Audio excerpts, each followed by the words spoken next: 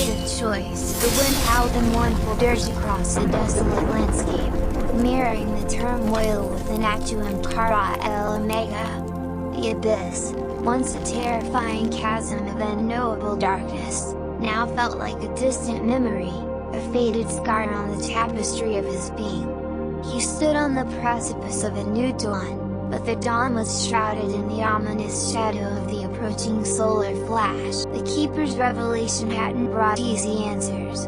Instead, it had presented him with a choice, a burden so immense it threatened to crush him under its weight. He looked out at his people, a scattering of weary souls huddled together, their faces etched with a mixture of fear and desperate hope. They were the remnants, the survivors of countless battles, of relentless storms, of a world teetering on the brink of annihilation. They looked to him, Atum kah'rah-ehlω, for guidance, for salvation. And he, the chosen one, felt the full crushing weight of their faith, their survival resting solely on his shoulders. The choice was stark, brutal in its simplicity: lead them through the fiery crucible of the solar flash, or succumb to the overwhelming despair that threatened to consume him. The first path was fraught with unimaginable peril, a journey into the heart of the cataclysm, a gamble on a future that remained uncertain. The second, a descent into oblivion, a selfish surrender to the crushing weight of responsibility, a betrayal of the trust placed in him. He remembered the Keeper's final words, not as a clear directive, but as a riddle wrapped in paradox. The Keeper had spoken of choice, of free will, the very essence of being, a concept the Atum kah'rah-ehlω had once taken for granted. Now, it felt like a heavy chain, binding him to a fate he wasn't sure he could bear. Was this destiny, or was it a choice? The question gnawed at him, a relentless tide eroding the very foundations of his resolve. He closed his eyes, picturing the faces of his people, their hopes and fears intertwined with his own. He saw the children, their innocent eyes reflecting the vast uncertainty of the future, the elders, their wisdom etched onto their faces, their lives a testament to the enduring spirit of their kind. Each face represented a choice he had to make, a responsibility he had to shoulder. He couldn't afford to falter. Yet, the weight was unbearable, pressing down on him like a mountain of sorrow. He felt the familiar tremor of doubt creeping into his resolve, the subtle erosion of his spirit.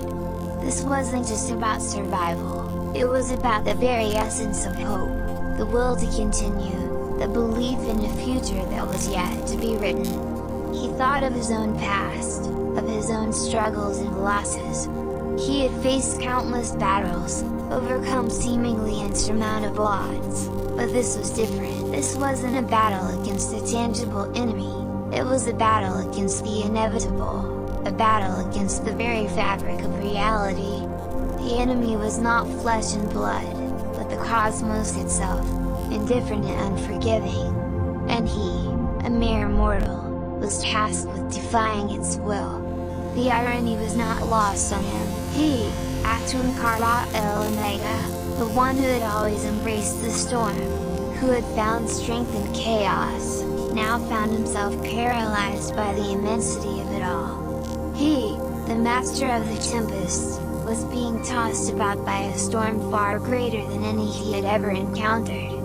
The tempest within his own soul was raging, threatening to drown him in a sea of self-doubt. He opened his eyes, his gaze fixed on the horizon, where the first shades of dawn were beginning to paint the sky in hues of orange and purple. It was a beautiful sight, a testament to the enduring power of creation, yet it did little to alleviate the burden on his soul. The beauty was fragile, transient, easily consumed by the upcoming cataclysm. He paced restlessly, the wind whipping his cloak around him. He knew that inaction was not an option. The choice he had to make was not a matter of preference, but of survival. He had to find a way to channel the despair, to transform it into a source of strength, to use the weight of his responsibility as fuel for his resolve. He couldn't let his people down, he wouldn't allow his doubts to consume him. His spirit, battered but not broken, began to stir.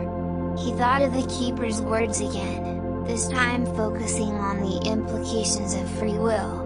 It wasn't just about the choice he had to make, it was about the choices his people would make, the choices they would have to face in the aftermath of the solar flash. The future wouldn't be predetermined, it would be shaped by their actions, their resilience, their ability to adapt and endure. He was not merely their leader, he was their guide, helping them navigate the unknown, empowering them to make their own choices in the face of adversity. The weight remained, a heavy cloak he couldn't shed, but it no longer felt as crushing. He understood now that his burden was not merely his own, it was shared. His people, too, carried the weight of the choice, the weight of survival, the weight of hope. His leadership lay not in bearing the weight alone, but in inspiring them to carry it with him, to find strength in their collective will, in their shared destiny. He raised his head, his gaze firm and unwavering. The dawn was breaking, and with it, a new resolve. He would face the solar flash, not as a solitary warrior battling against the inevitable, but as a leader guiding his people toward a future forged in the crucible of destruction. The choice was made, not without fear, not without trepidation, but with an unwavering commitment to the enduring human spirit, the spirit that could not be broken, the spirit that could rise from the ashes of destruction to create a new world, a better world, the world reborn from the fires of the solar flash. The journey would be arduous, the path perilous, but he would walk it with his people, hand in hand, facing the future together, their destinies intertwined, their hopes intertwined, their spirits intertwined, forever bound by the weight of their shared choice. The weight of their collective will, the weight of their survival, the weight of their future. The weight of choice.